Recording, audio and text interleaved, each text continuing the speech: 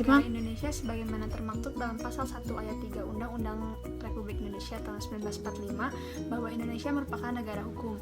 Jadi segala tindakan yang dilakukan oleh masyarakat dan bertentangan dengan Pancasila atau UUD 1945 itu merupakan suatu pelanggaran hukum yang dapat dikenakan sanksi.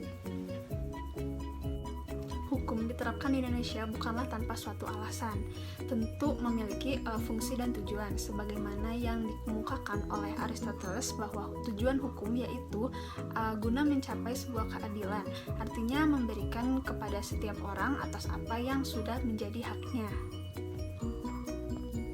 Dalam praktik penegakan hukum di Indonesia tentu tidak semulus dan sesuai gitu dengan peraturan perundang-undangan yang tertulis dan sudah berlaku. Nah, seiring berkembangnya zaman dan majunya teknologi, hal itu juga dapat menjadi salah satu faktor menggesernya sistem sosial ada di lingkungan masyarakat. Nah, dengan seringnya manusia melakukan interaksi satu sama lain sehingga dapat menimbulkan hubungan antara dua individu itu atau lebih yang bersifat negatif dan dapat menimbulkan kerugian di salah satu pihak. Nah, hal tersebut pada saat ini sering disebut dengan tindak pidana. Terjadinya suatu tindak pidana maka terdapat dua pihak yang terlibat di dalamnya, yaitu pelaku dan korban. Nah, salah satu bentuk tindak pidana yang paling marak saat ini terjadi yaitu kejahatan pencurian. Tindak pidana pencurian sering terjadi dalam masyarakat, didorong oleh berbagai faktor, baik itu dari faktor ekonomi maupun sosial. Nah, pada pembahasan berikutnya, kami akan membahas mengenai tindak pidana pencurian. Berikut akan dijelaskan oleh rekan-rekan saya. Assalamualaikum warahmatullahi wabarakatuh. Teman-teman semua, perkenalkan nama saya Zahra Isani Zatunisa dengan NIM 1901694. Nah, setelah sedikit tadi teman saya menjelaskan, dalam kelompok kami saya akan sedikit menjelaskan mengenai beberapa kajian teori yang terdapat pada materi kami. Yang pertama itu ada pengertian tindak pidana. Tindak pidana diambil dari bahasa Belanda yaitu strafbaarheid atau dalam kitab Undang-Undang Hukum Pidana. Tindak pidana dikenal dengan istilah delik. Sementara istilah yang dipakai dalam hukum pidana adalah tindak pidana.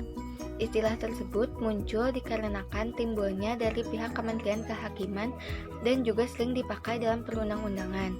Nah, adapun beberapa pengertian tindak pidana menurut beberapa ahli.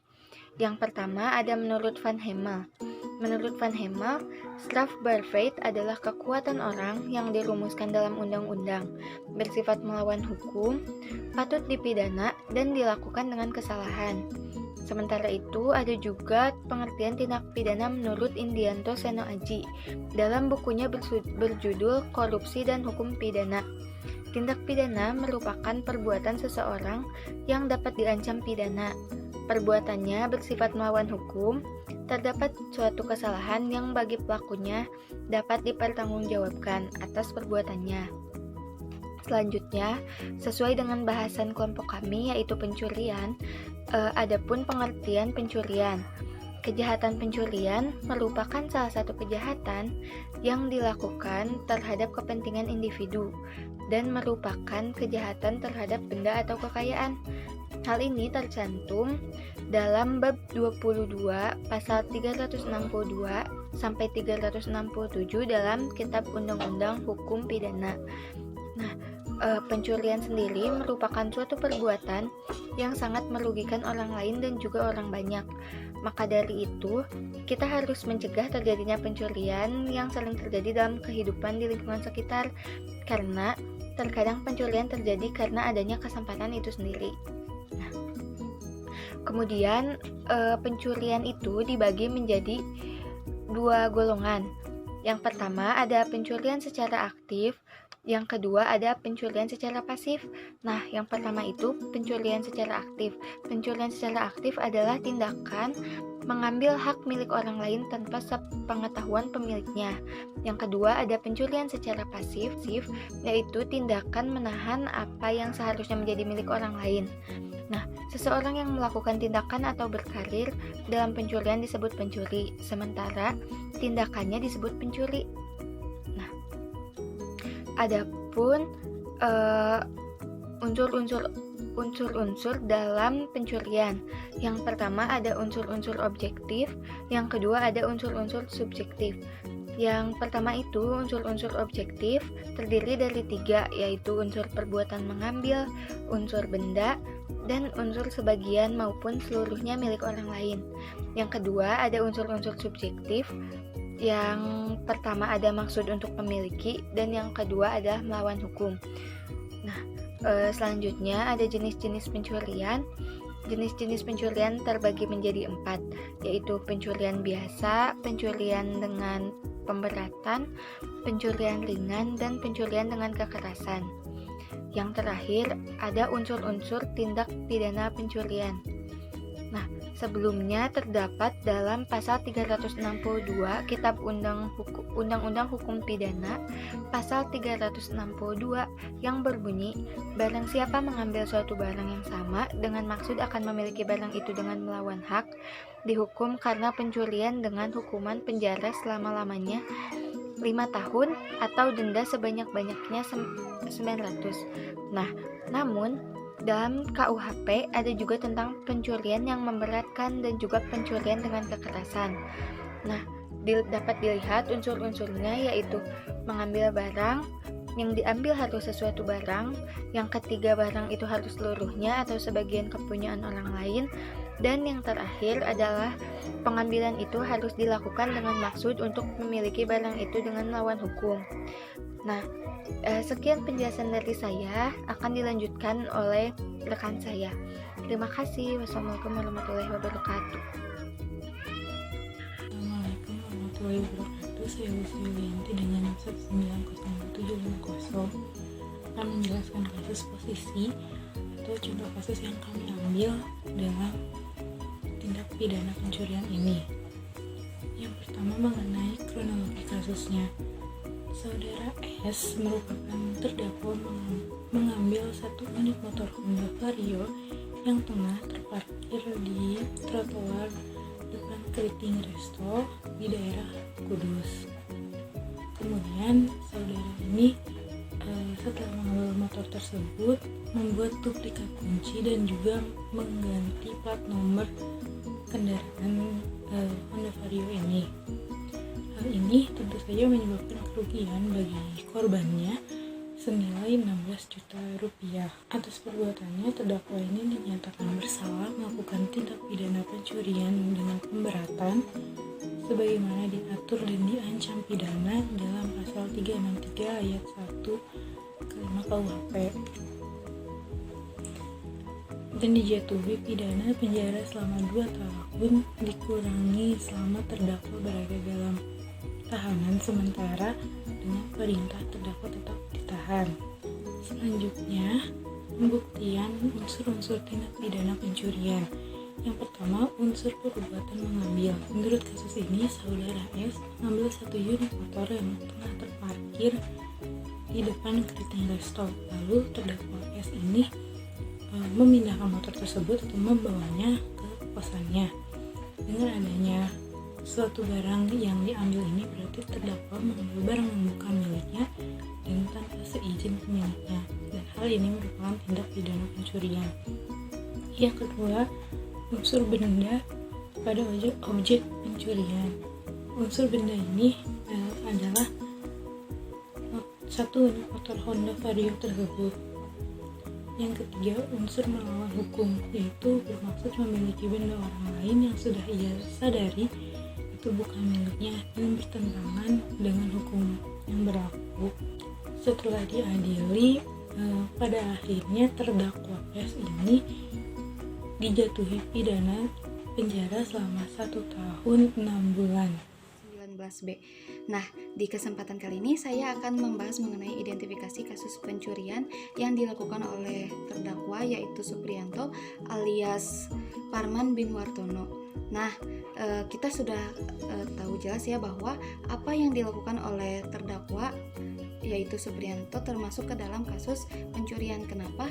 Dari awal saja Supriyanto tersebut memiliki niatan untuk mengambil barang milik orang lain yang dimana orang lain tersebut tidak mengetahui barangnya diambil. Nah, Supriyanto pun mengambil barangnya secara melawan hukum dan juga secara melawan hak. Nah, dalam kasus tersebut terdapat pasal yang mengaturnya, yaitu pasal 362 KUHP yang berbunyi, barang siapa yang mengambil barang sesuatu yang seluruhnya atau sebagian kepunyaan orang lain dengan maksud untuk dimiliki secara melawan hukum diancam karena pencurian dengan pidana penjara paling lama 5 tahun atau pidana denda paling banyak Rp900.000. Nah, dari pasal tersebut kita sudah tahu nih bahwa kasus yang dilakukan oleh seorang terdakwa yaitu Supriyanto merupakan kasus pencurian. Nah, pencurian ini memiliki banyak jenisnya. Nah, kasus dalam pencurian yang dilakukan oleh terdakwa ini termasuk ke dalam jenis pencurian biasa. Kenapa termasuk ke dalam jenis pencurian biasa? Karena kasus tersebut berhubungan dengan pasal 362 KUHP. Seperti itu. Apalagi barang yang diambil oleh terdakwa tersebut merupakan barang yang memiliki nilai ekonomis yang tinggi dan juga termasuk ke dalam barang mewah gitu. Soalnya kan yang diambilnya motor seperti itu. Nah, terdakwa pun dipidana penjara selama 1 tahun 6 bulan. Nah,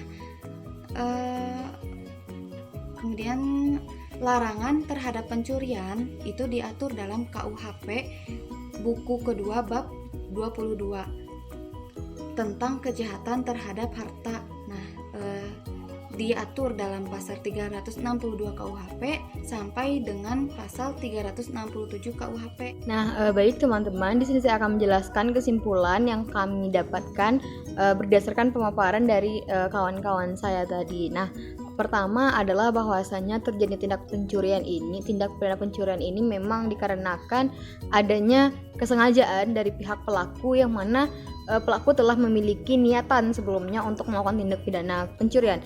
Kemudian hal ini juga tidak lepas dari lemahnya pendidikan dan penegakan hukum sehingga pihak dari pemilik kendaraan bermotor ini pun juga lalai dalam menjaga barang pribadinya. Nah, kemudian apa sih upaya yang bisa dilakukan untuk mengurangi setidaknya tindak pencurian seperti ini di kalangan masyarakat? Yang pertama adalah sudah seharusnya begitu diberikan skala prioritas terhadap upaya preventif dalam merubah hubungan yang bersifat negatif menjadi positif. Nah, agar setidaknya kejadian ini berkurang dalam lingkungan masyarakat. Kemudian harusnya dilakukan pembinaan kepada pelaku kejahatan secara konsisten oleh pemerintah dan pihak penjaga keamanan. Dalam hal ini mungkin polisi selaku penegak hukum dalam hal keamanan masyarakat memberikan pembinaan, dan kemudian untuk mereka yang melanggar diberikan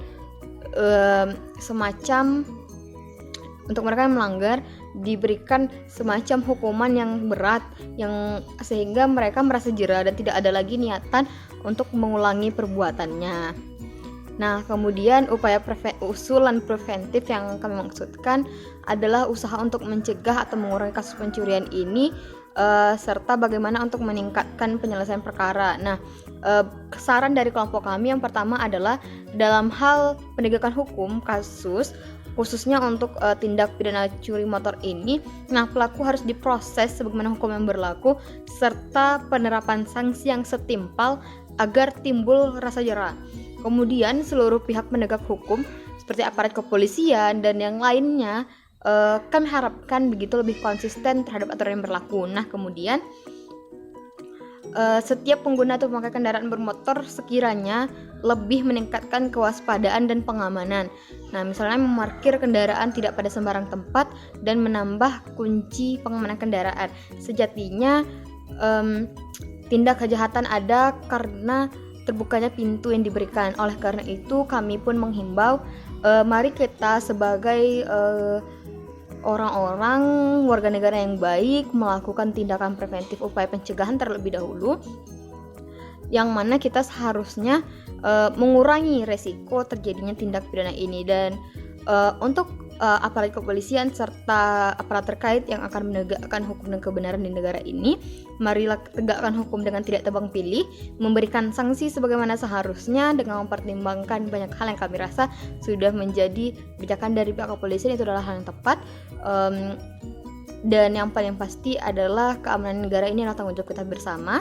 Terima kasih. Assalamualaikum warahmatullahi wabarakatuh.